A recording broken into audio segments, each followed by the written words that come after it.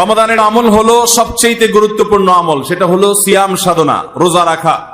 প্রত্যেক প্রাপ্তবয়স্ক সুস্থ মস্তিষ্ক সম্পন্ন নারী এবং পুরুষ তিনি যদি মুসলমান হয়ে থাকেন তাহলে সেক্ষেত্রে তার উপরে আল্লাহ রাব্বুল আলামিন রমাদানের দিনের বেলায় রোজা রাখা, সিয়াম সাধনাকে ফরজ করেছেন।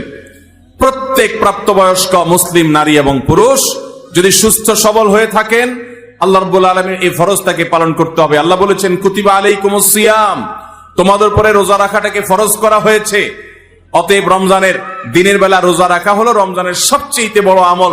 রমাদান মাস উপলক্ষে রাতের বেলা তারাবির নামাজ আদায় করা, এটা রমাদানের আমল।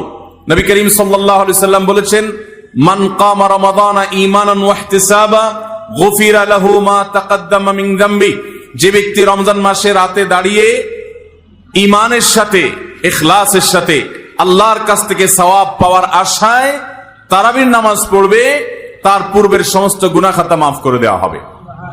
মোহতারাম হাজরিন, অতএব রমজানের আমল তারাবির নামাজটাও আমাদেরকে সুন্দর করে ধীরস্থিরতার সাথে উত্তম রূপে আদায় করার চেষ্টা করতে হবে।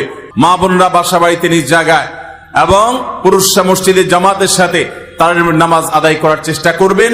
রমজানের আমল হলো সাহারি করা। আমরা অনেকে ইচ্ছাকৃতভাবে সাহারি করি না, হয়তো কখনো ভালো লাগে না সাহারি করতে, খাওয়ার রুচি থাকে না, আমরা সাহারি খাই না। সাহারি খাওয়া ছাড়াও যদি কেউ রোজা রাখে রোজা হয়ে যাবে, কিন্তু সাহারি খেলে আপনার খাদ্য গ্রহণ হবে, পাশাপাশি আপনি সওয়াব লাভ করবেন। প্রতিদিনই আপনি খাবার খান, এই সমস্ত খাবার খাওয়াটা জায়েজ, এটার কারণে আপনার কোনো